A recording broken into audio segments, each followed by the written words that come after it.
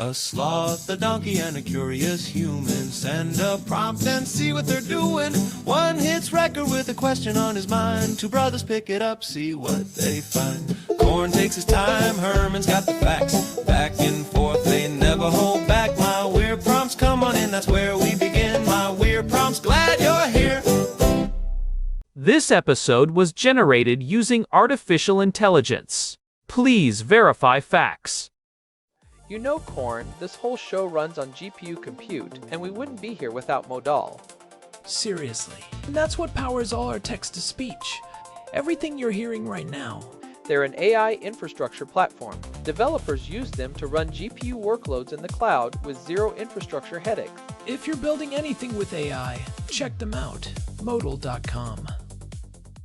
Alright, today's prompt from Daniel is looking at the technical and humanitarian history of cluster munitions, which is a heavy one, but incredibly relevant given what we're seeing in the news right now. Specifically, that shimmering curtain effect over Tel Aviv that everyone's been posting videos of. It looks like a slow-motion firework display, but the reality on the ground is anything but celebratory. It's a terrifying visual, Corn. And as we're diving into this, it's worth noting that today's episode is actually powered by Google Gemini 3 Flash. But back to the topic. That shimmer is the literal signature of a cluster munition mid-deployment. When you see those hundreds of tiny sparks drifting down, you're looking at an area saturation weapon designed to blanket an entire grid square with explosives. It's interesting because we usually think of modern warfare as moving toward extreme precision. You know, the missile through a window kind of stuff. But cluster munitions are the exact opposite of that. They're basically a bucket of grenades delivered by a rocket. Daniel wants us to look at the convention on cluster munitions, why it exists, and why, frankly, it seems to be failing to stop what Iran is doing right now on March 26. To understand why the treaty exists, you have to understand the engineering. A cluster munition is effectively a parent canister. It could be an artillery shell, a gravity bomb, or a missile warhead. Inside that canister are dozens or even hundreds of children, submunitions or bomblets.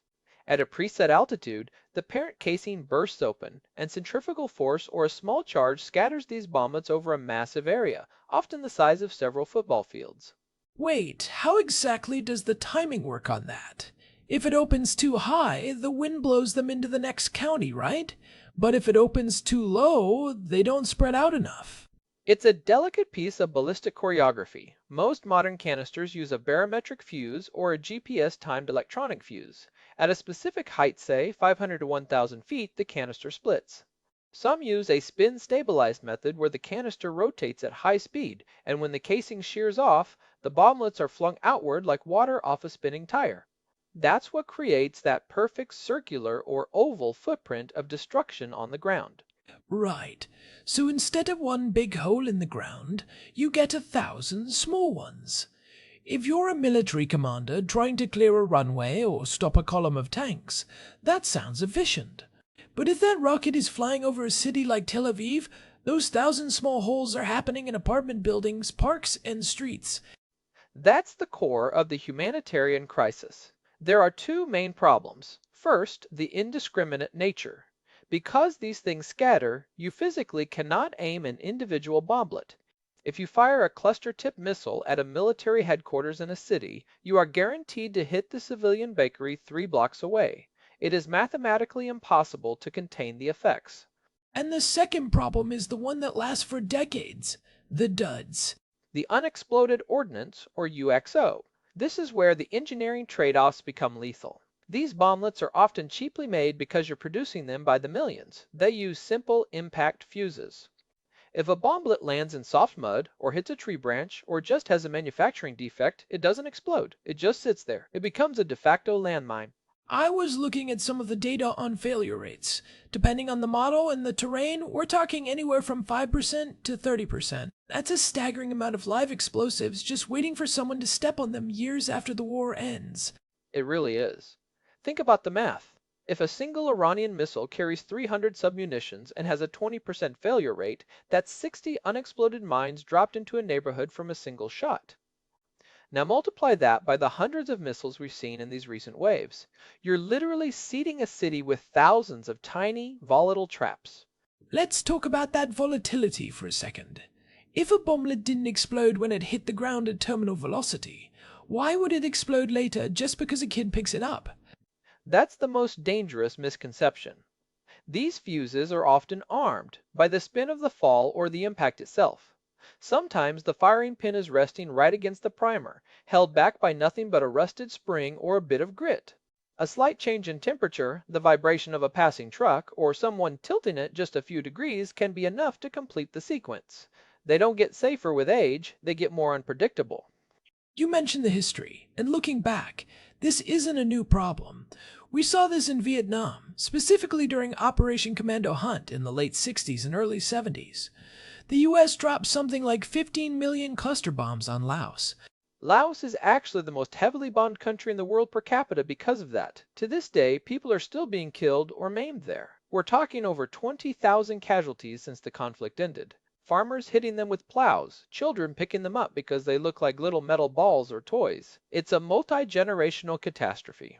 I read a case study once about the balu, or ball, bombs in Laos. Because they are round and about the size of a tennis ball, children often find them while playing and try to use them in games. It's heartbreaking because the design, which was intended for aerodynamic efficiency, inadvertently mimics a toy.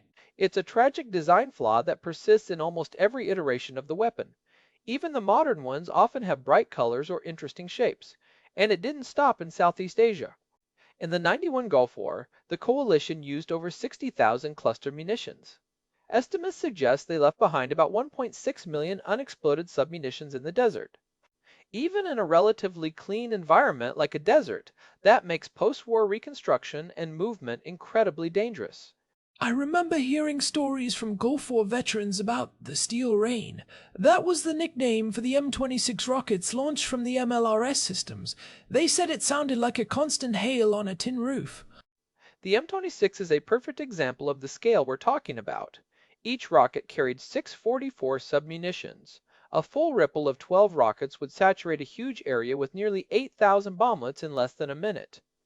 During the push into Kuwait, the sheer volume of these things meant that even U.S. troops had to be careful moving through areas they had just bombarded.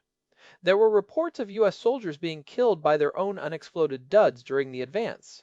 It's the persistence that got the international community moving. The real turning point, though, wasn't Vietnam or Iraq. It was the 2006 war between Israel and Hezbollah. During the final days of that conflict, there was a massive exchange of cluster munitions. The sheer density of UXO left in southern Lebanon was the final straw for many humanitarian groups. It led directly to the Oslo process, which gave us the Convention on Cluster Munitions in 2008. The situation in 2006 was unique because of the time frame. It's estimated that Israel dropped the vast majority of its cluster munitions in the final 72 hours of the war, just as a ceasefire was being negotiated. This left southern Lebanon littered with up to 4 million submunitions. When civilians tried to return to their homes the following week, they walked into a massive, invisible minefield. The international outcry was so loud that it bypassed the usual UN stalemate and created the independent Oslo process. So the CCM, as it's called, basically says, no using them, no making them, no selling them, and you have to destroy your stockpiles. It sounds like a total success on paper. Over 100 countries signed on. But there's a massive asterisk here, isn't there, Herman? A huge one. If you look at the map of who signed, it's mostly countries that don't plan on fighting a high-intensity symmetric war anytime soon. The major military powers, the ones with the biggest stockpiles and the most advanced missile programs, stayed out. We're talking the United States, Russia, China, India, Pakistan, and, notably, Iran and Israel. So, essentially, the countries that make and use the most cluster bombs are the ones who refuse to agree to stop. That feels like a bit of a hollow victory for the treaty. It depends on how you define victory. The CCM was successful in stigmatizing the weapon. It made it politically expensive to use them. For example, even though the US isn't a signatory, they haven't used them in a major way since the 2003 invasion of Iraq, partly because of the diplomatic headache it causes with their allies who curator party to the treaty. But you're right, in a gloves-off conflict like what we're seeing now with Iran, that stigma carries very little weight. It's the interoperability loophole that really gets me. Even for the countries that did sign, like the UK or France, there's a clause that says they can still engage in military operations with non-signatories who use cluster bombs. So, if the US uses them in a joint operation, a treaty member can basically look the other way while providing logistics or intel. It's a bit of a have your cake and eat it too policy. It's a pragmatic compromise that allowed the treaty to exist at all, but it certainly weakens the moral authority of the ban. Now, why did the US or Russia refuse to sign? From their perspective, these aren't just evil weapons, they are force multipliers. If you're facing a massive armored division, one cluster bomb can do the work of 50 precision missiles. It's a cost-benefit analysis where military utility outweighs the projected humanitarian cost in their strategic doctrine. Can you walk me through that math? Why is one cluster bomb better than 50 precision ones? Is it just about the cost of the missile? It's partly cost, but mostly physics. If you have a column of 50 tanks moving through a valley, a precision missile can hit one tank. To hit all 50, you need 50 missiles, 50 target acquisitions, and a lot of time. A cluster munition, however, covers the entire valley floor in armor-piercing shaped charges. It doesn't need to be precise because it denies the entire area to the enemy. For a military facing a numerically superior foe, that's an incredibly tempting tool to keep in the shed. But that calculus changes when you're talking about a country like Iran using them as a primary terror weapon against civilians.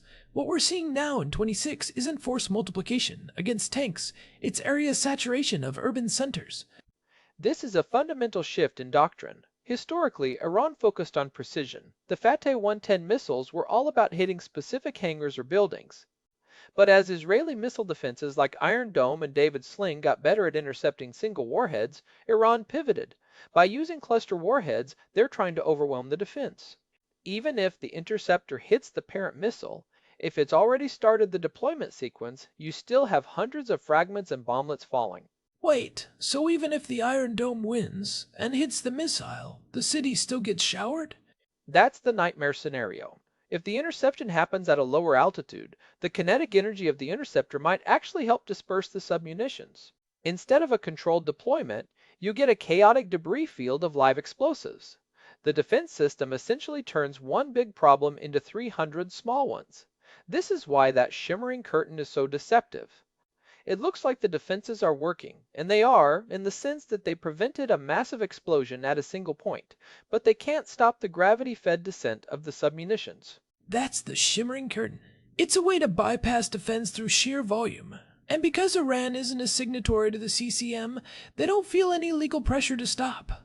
In fact, reports suggest about half of the submunitions being found in Israel right now are duds, which, as we discussed, is actually worse for the long-term safety of the population. Well, that's the tragedy of it. The high failure rate might be intentional. If you're trying to make a city uninhabitable, leaving thousands of sleeping mines in the rubble is a very effective, if horrific, way to do it. The open source munitions portal has been authenticating photos of these submunitions. Many of them look like small cylinders with ribbons on top. The ribbons are meant to stabilize them as they fall, but they also make them look like something a child might want to play with. I've seen those photos. The ribbon is often a bright nylon tail. It looks like a streamer from a bicycle handle or a party decoration. It's called a drag ribbon. Its job is to pull the bomblet upright so the shaped charge points downward when it hits, but after it lands, that ribbon stays attached. If it's caught in a tree or sticking out of a pile of bricks, it's an invitation for someone to pull on it. And because these things are often the size of a soda can, they are incredibly easy to overlook until you're standing right on top of them.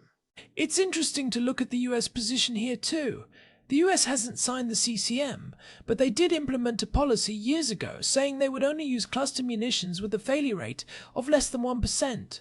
But then they pushed that deadline back, and eventually, the Trump administration rolled it back further, arguing that smart cluster bombs with self-destruct timers were too expensive or not reliable enough yet. It's the classic tension between ideal tech and available tech. The US maintains a stockpile of about 600 million submunitions. Many of those are decades old. If you use 40-year-old munitions, that 1% failure rate is a fantasy. You're looking at 20 or 30%, just like the Iranian stuff we're seeing now. Why is this self-destruct technology so hard to get right? We have computers in our watches now. Surely we can put a timer on a grenade? You'd think so, but it's a harsh environment. These things are sitting in storage for 30 years in extreme heat and cold. Then they are launched out of a cannon or dropped from a jet, experiencing thousands of G-forces. A tiny battery or a delicate circuit board often fails under those conditions. If the self-destruct mechanism fails, you're right back to having a dumb dud. There's also the cost factor. Adding a reliable brain to each of the 600 bomblets in a single missile makes the weapon 10 times more expensive. So, if the treaty hasn't stopped the major players, and it hasn't stopped Iran from raining them down on Tel Aviv, what was the point? Did the CCM actually achieve anything? I think it shifted the norm. Even if the US or Israel hasn't signed, they are much more cautious about using them because of the global stigma. It created a massive hurdle for the production and sale of these weapons. Most major Western banks and pension funds won't invest in companies that make cluster munitions now. It's a financial deplatforming of a weapon system. That's a good point. It's harder to build a business around something that 100+ countries have labeled a war crime. But Iran, operating largely outside that global financial system, doesn't care. They've built their own domestic supply chain for these warheads. And that's the scary part of the shimmering curtain. It represents a failure of international law to keep up with rogue state actors who are willing to ignore the stigma. When you see those sparks over a city, you're seeing the physical limit of a treaty. Legal papers don't stop physics, and they don't stop a country that has decided that civilian terror is a valid tactical goal. It makes me wonder about the role of groups like the Mines Advisory Group or the Halo Trust. They're the ones who have to go in after the shimmer fades and actually pick these things up. We talked about the Israeli sappers in a previous episode. The sheer scale of the task they're facing right now in the center of the country is unprecedented. It's a job that never ends. In Laos, they're still clearing fields 50 years later. In Israel, they're having to do it in the middle of an active conflict. Every time a new wave comes in, the minefield is reset. It's a constant state of environmental contamination. Think about the psychological toll on the sappers too. It's one thing to clear a minefield where you know the boundaries. It's another to have to treat an entire metropolitan area as a potential live fire zone. Every playground, every flat roof, every gutter could be hiding a dud.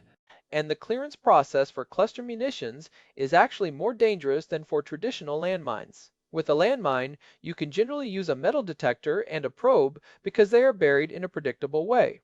Cluster bomblets can be anywhere. They can be hanging in a power line, lodged in a balcony railing, or sitting inside a child's backpack that was left outside. You can't use flails or heavy machinery in a city street without destroying the infrastructure you're trying to save. It's slow, painstaking handwork with a high risk of sympathetic detonation where one goes off and triggers the others nearby. So, looking at the practical side for our listeners, what do we do with this info? It's easy to feel helpless when you see those videos. One thing is to understand the technical reality so you can spot the misinformation. There's a lot of talk about phosphorus or incendiaries whenever people see those sparks. Usually, it's not that. It's just the pyrotechnic charges and friction of submunitions. Knowing it's a cluster event tells you something specific. Don't go near the impact site, even if it looks like nothing exploded. Right.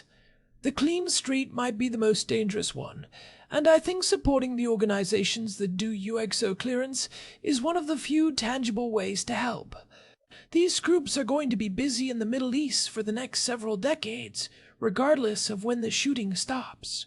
And keep an eye on the policy side. There's always a push to tighten the CCM, to close that interoperability loophole, or to pressure non-signatories through trade and diplomacy. It's a slow burn, but it's the only path toward actually making these weapons obsolete. I saw a report recently about liquidators, volunteers in conflict zones, who tried to clear these things with no training. That seems like a recipe for disaster.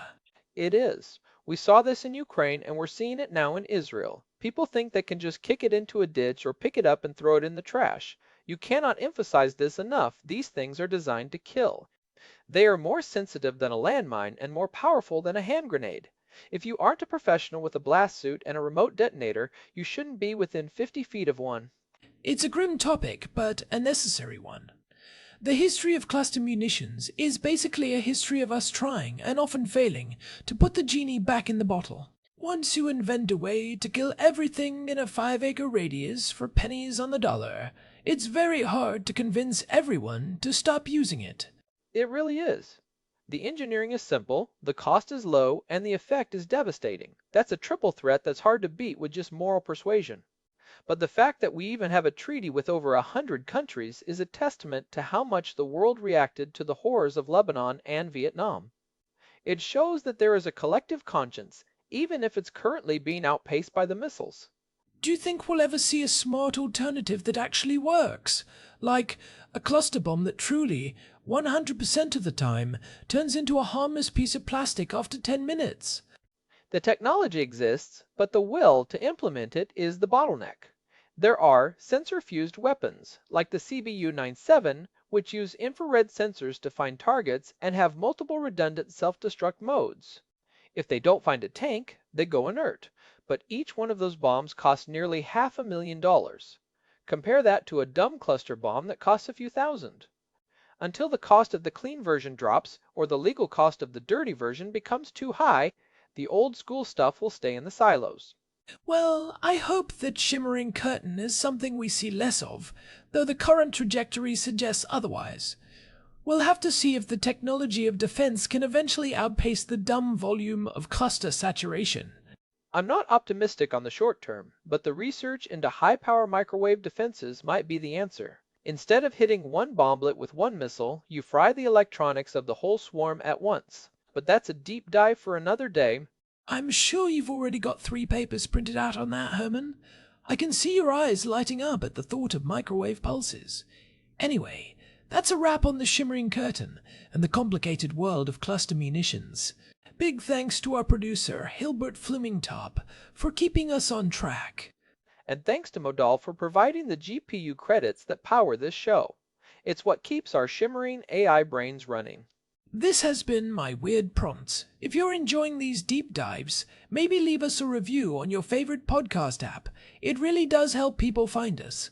We'll be back with another prompt soon. Until then, stay curious. And watch out for anything with a ribbon on it. See ya.